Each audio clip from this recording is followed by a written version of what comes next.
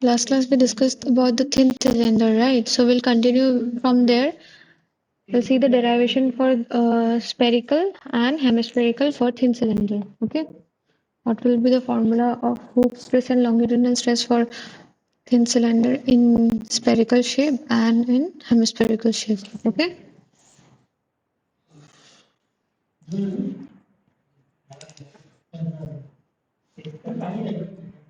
Then in the next class we'll see some numericals.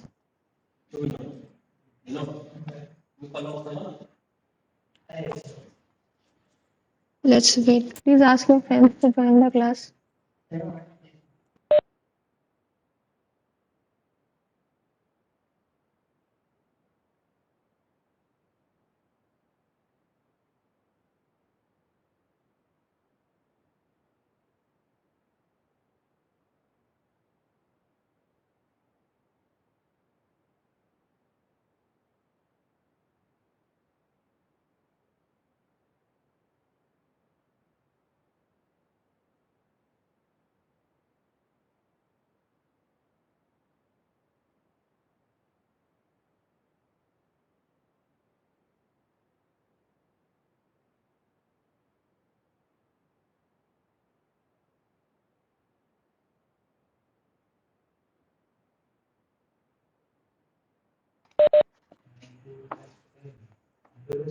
CR is present in the class.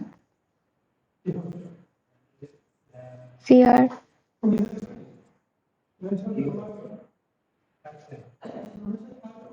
Please ask everyone from section B to join the class. Okay. I will not allow any students after 10 minutes.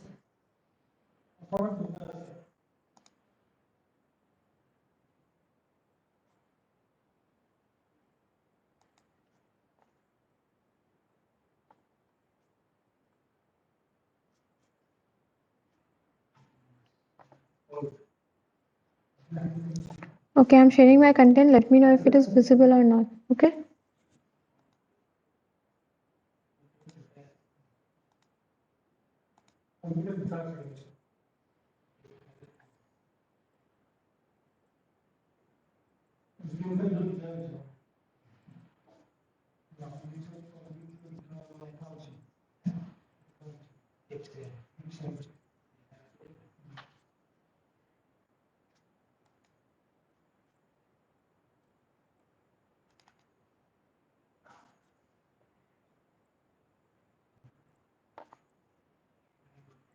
Okay, today we'll discuss the thin spherical vessel. We have this vessel The audio is and a video is spherical in fine. form. If we cut this in this plane, that is the y plane, or you cut along the x plane, or you cut in any plane, will you get the same hemisphere again? But in the case of cylinder, if you cut in x plane, you get different section, and you cut in y plane, you get different section. But whereas in the case of sphere, will you get the same section? So in this case, along x and y, we have same Okay, so I'll stress. start with the Now check beginning. along Okay. x and okay. Today we'll discuss the thin spherical vessel. Let me know if So we have this you vessel is a face any spherical in problem. form. Okay. If we cut this in this plane,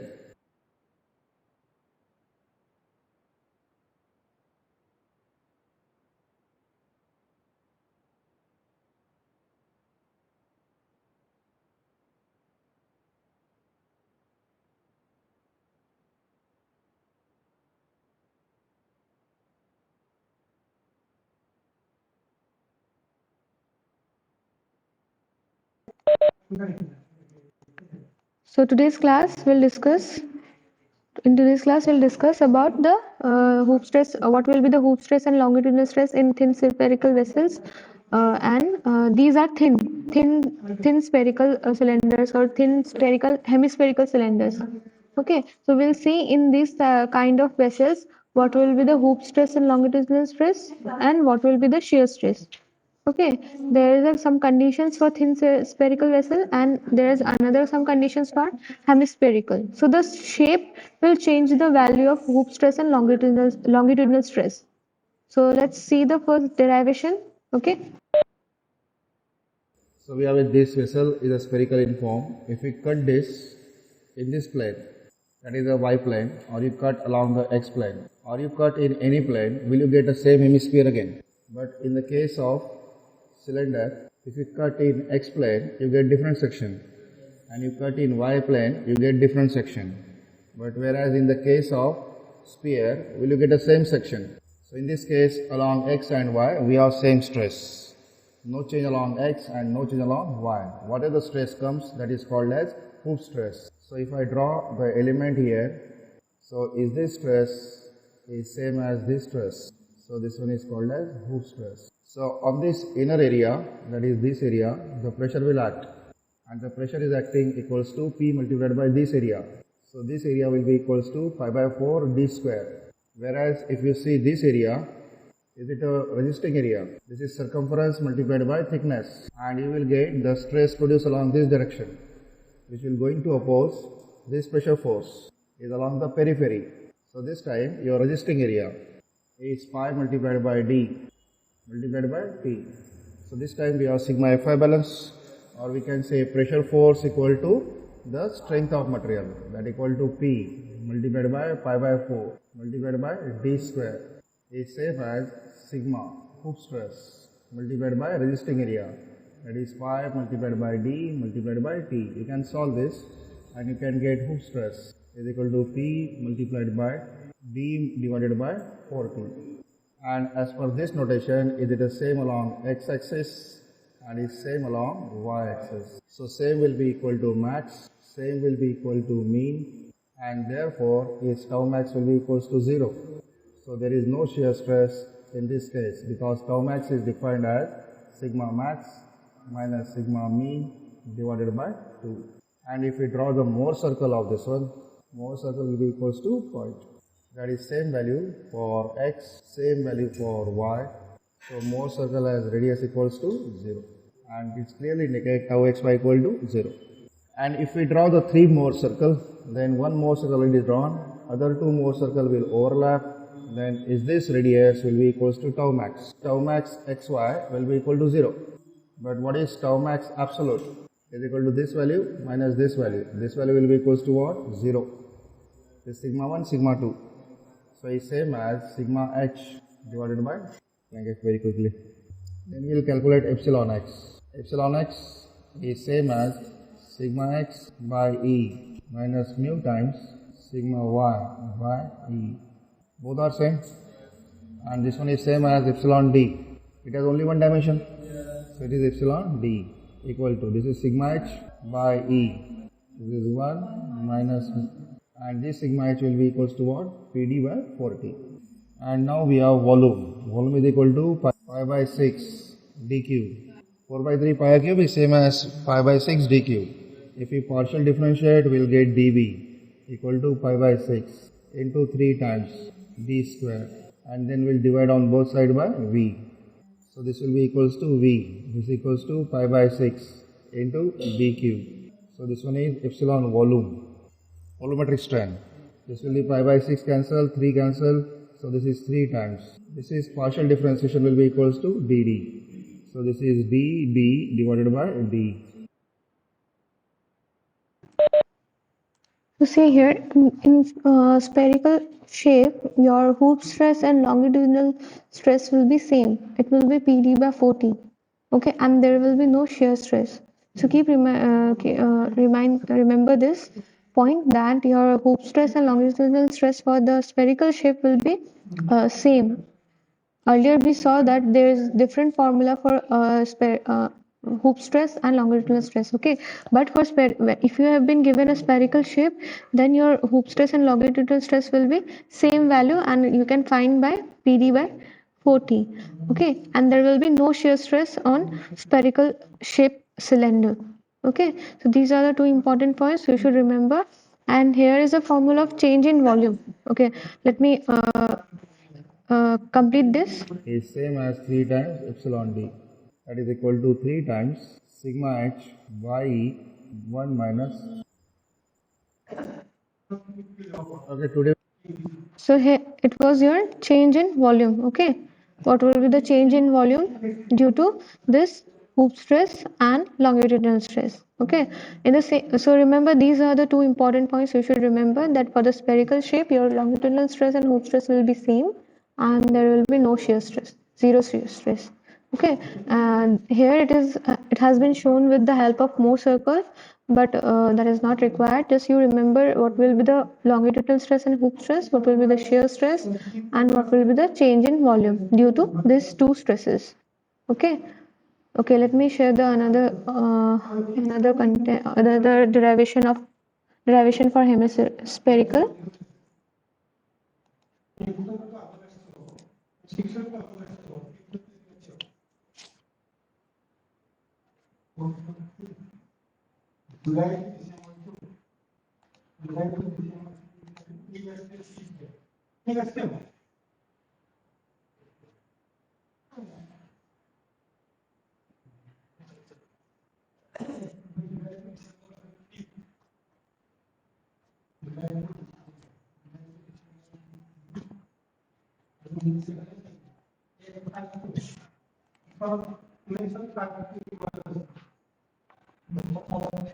We'll check one by one equation. Yesterday what we had done? Screen is visible. Yesterday we got sigma hoop PD by 2t, sigma L equal to PD by 4t. Then we have epsilon L equal to sigma L by E 1 minus twice mu. We'll check one by one equation. Yesterday what we had done? Yesterday we got sigma hoop PD by 2t, sigma L equal to PD by 4t. Then we have epsilon L equal to sigma L by E 1 minus twice mu. So epsilon L for thin cylinder equal to, for thin cylinder, and epsilon V equals to sigma H divided by E into 1 minus mu.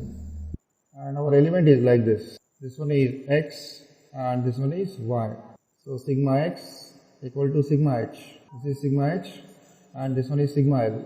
This is for cylinder. This one and this one is same. So sigma X equal to sigma H and sigma Y is also sigma H. Let's assume that we have a cylinder with a flat ends, and in this cylinder we are using the plates, and the plates are like this. They are seam welded.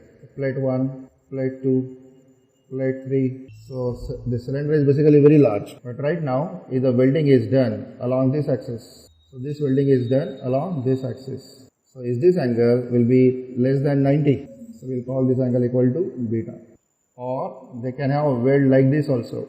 So this time the angle is made with this line is like this. So normally failure will take place along the weld, will not take place along the metal plates. So I have to investigate this first. So this value will be equal to sigma X, this value will be equal to sigma Y, and you are familiar with this type of theta. Theta is made with the vertical plane. So this formula is valid for this. Are they same theta? So you can very well put the value of theta given to you, and then you can solve this. Then you can find out what is the stress along the weld. So this angle will be like this. That is, this one is sigma X and this one is sigma Y. And this time we are drawing the plane with reference to this, either here or either here, somewhere here. And suppose this angle is beta. What is this situation? You have to replace your theta by beta plus 90. Because basically we are interested on this plane. Is this value is sigma theta, which is normal to this plane, and this value equal to tau theta. When you have to find out this plane, is that plane is inclined beta plus 90. So that is why you have to put beta plus 90. This beta and this beta, is it same beta? If the diagonal is made like this, then you take theta equal to theta. Don't change your equation. If the diagonal is made this pace, then add 90 and solve the problem. Or suppose in the problem, basic stress element is like this. आपका जो element होगा वो ऐसा होगा. So he will never give you this element. Rather than this, he will make a twist on it. And he says that the element was not like this, but oriented at particular angle, like this. And he says that he knows this value, as well as this value, as well as this value. So you can transfer from here to here, as well as you can transfer from here to here also. So this value will be taken as sigma X, then this value will be taken as sigma Y, and this value will be taken as xy. And then you can use this formulation and can find out max. if you find out max, mean will be this value. Thin cylinder and hemisphere. So this one is with a hemispherical end. Last time we have flat end. Now one thing is to be noted here is that the design of the cylinder is based on hoop stress. That was equals to PD by 2T. Whereas design of this part is based on PD by 4T. So if you come across this section, that is this section, which is common to both, as well as this entire periphery and this periphery. So at this point, we have epsilon D equal to sigma L by E, that is the strain produced due to thin cylinder. So here this part is basically thin cylinder, and the remaining part is your spherical part. So at this point, we have a diameter strain equal to sigma L by E, and this sigma L is PD by 4T. Whereas the spherical one, we have epsilon D equal to sigma H by E, that is PD by 4T. So there is no issue pressure, that is this one and this one. But if the design of cylinder is based on PD by 2T, whereas design of this spherical is based on PD by 4T, whereas pressure and diameter remains same, material remains same. So for the same value of the hoop stress, that is the same value of sigma allowable, SYT divided by FOS, is the thickness cover for cylinder will be different for thickness cylinder cover for thin spherical. So if I say this thickness is TC, C for cylinder, and this thickness is for TS. So they cannot be same. They must be different. So how the thickness will be adjusted on the basis of the strain produced at this point. So strain produced at this point by the thin cylinder must equal to spherical part, because if the strain will not be same, then this part will be get elongated and there may be chance of fracture. So at this point we have epsilon D for cylinder must equal to epsilon D for sphere. So we will not confusion. So this one is P multiplied by D divided by 4 multiplied by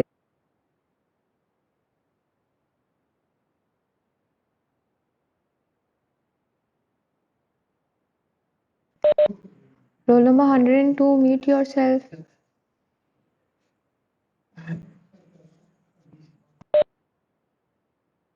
TC, C for cylinder, into 2 minus mu must equal to epsilon D for sphere is sigma H by this is PD by 40. So we have P multiplied by D divided by 2T. 4Ts. Is it 1 minus mu? For this case and this case, the pressure remains same, diameter remains same, 4 is constant, that can be taken common, Ts will shift to this side. So Tc is get multiplied by 1 minus mu, and this is divided by 2 minus mu. In both sides actually I have to divide it by E. I have to divide this also E by E. That will cancel. This E and this E will be cancelled out. As far as steel is considered, value of mu is normally equals to 0.3. Very close to 0.3. So if we put this value 0.3, 1 minus 0.3 is 0.7 and 2 minus 0.3 is 1.7. So you can find out this ratio. This ratio come out to be 1 by 2.54 approximately. What does it indicate? That the thickness of the spherical shell multiplied by 2.4 must equal to the thickness of cylindrical shell. If you take mu equal to this value, and if you consider any other value than this, then the value you can very well find out relation between the thickness of the plate used for hemispherical part and the thickness used for thin cylindrical part. Suppose we are given here a tank with a flat end and cylindrical tank. So now naturally we are doing the welding for this, and whatever the liquid or gas you are going to store inside this one must be checked for leakage. So what is the one simple test? You fill this with liquid. If the volume of the tank is known, so you can add the water. If the mass of water required is density multiplied by volume of this vessel. So if there is any leakage, so leakage test can be done. But if the vessel is subjected to pressure, then you want to check that pressure, then you must create the pressure inside this one. That pressure can be created by pumping the more liquid inside this one. So if you add delta M water inside this one, which was excess than its capacity, then every water enters inside this one, will it pressurize this tank? That if you have this capacity only, that is this volume multiplied by rho and this amount of water you add inside this one, you can just able to check the leakage. But if you want to check the pressure, then you must add extra water inside this one. Any extra water added inside this one, if added, you require a device that is called as pump. So what you do first, you have to pressurize the water first using pump. So if you pressurize the water using pump, in that case we have a definition of bulk modulus for fluid, which is defined as change in pressure divided by change in volume divided by volume but minus sign. And the second definition is change in pressure divided by change in density divided by density. This is beta. Beta for water is approximately 2.07 gigapascal, 10 to the power 9 pascal. So what I want to say is that if you want to add more water in the same volume, so your next mass will become m plus delta m. But your volume remain constant. So your only chance is that the delta density must increase because your volume will not change. So you must increase the density. To increase the density, we'll pressurize the water using pump. And can we find out the new density as per your calculations? So temporarily I will neglect the minus sign here. Then how much extra volume I require, that I can find out.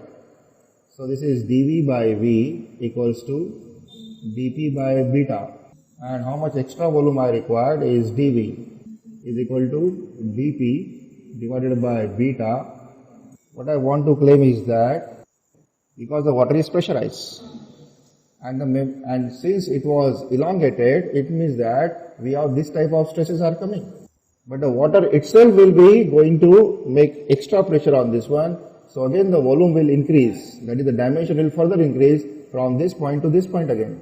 It means that extra volume to be adjusted inside this pen. So how much total volume is changed? First is due to pressurization of thin cylinder, is the volume change will be equals to sigma L by E into 5 minus 4 times V. So delta V from this one we can calculate. This is just due to pressurization.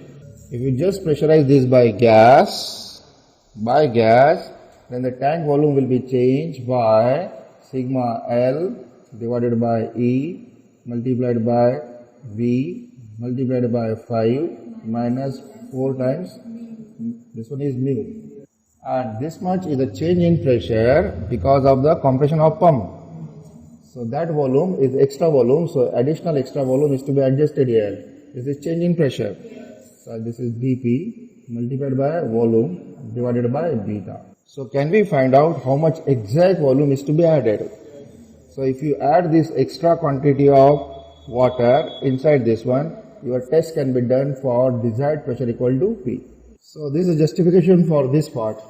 If the fluid is used as the pressurization medium, the fluid itself will change in volume as the pressure is increased. And this must be taken into account when calculating the amount of fluid which must be pumped into the cylinder in order to raise the pressure of a specified amount. But when you pumping it, in that time, before you pump it, that pressure was atmospheric. And when you pump it, then it becomes pressurization. And because of that pressure, the vessel itself will expand by volume equal to what? Delta V. So this delta V plus this delta V, you have to find out total volume to be added. Now recall that how we have done the derivation for the longitudinal stress. For longitudinal stress, I think we have shown this force equals to P force, and this P force is equal to pi by 4 d square and is balanced by this force at periphery, which was equal to circumference multiplied by thickness. And therefore we get an equation of sigma L equal to sigma H by 2. Just verify this equation.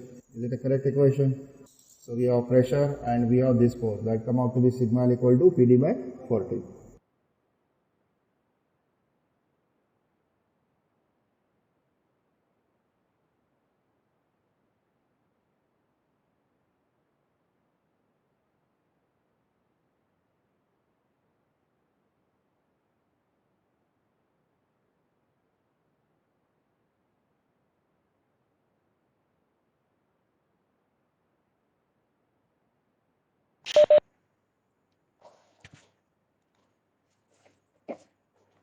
Okay, that was about the hemispherical part. Okay, in the next class, after we'll discuss the numerical part from this cylinder, and we'll revise. We'll do quick revision of this thin cylinder. Okay, so write your roll numbers in the chat box.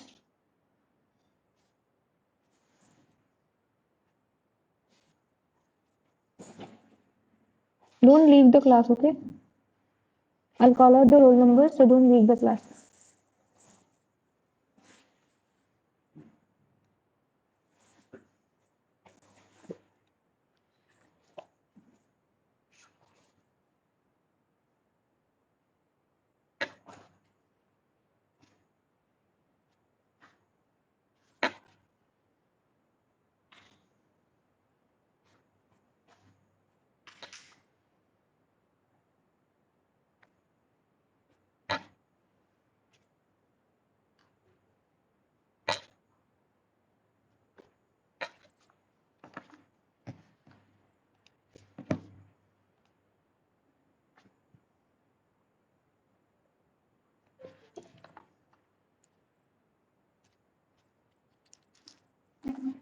Okay, I call out the roll numbers. Just check. Okay.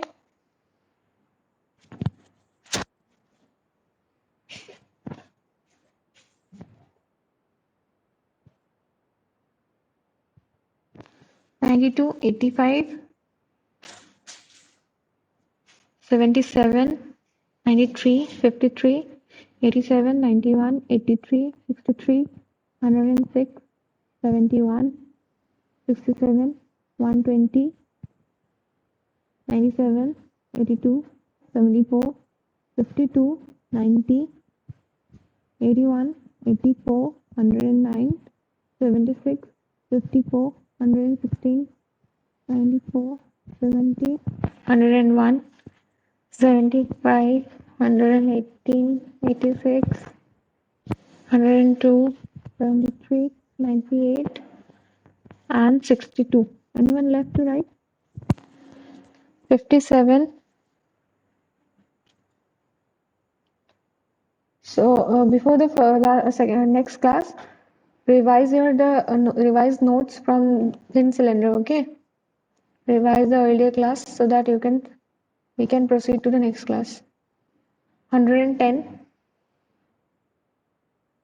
Anyone left?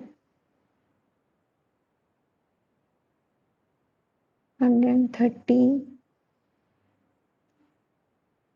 Any doubts from today's class?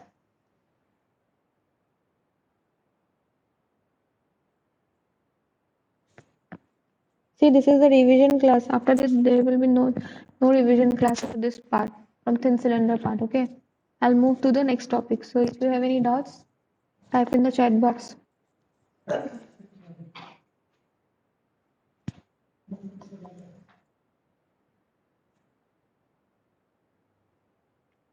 If anyone left to write their roll number, they can write. Ma'am, 79. Write in the chat box, please. Everyone is writing their roll number. Please write in the 79, 113, 99.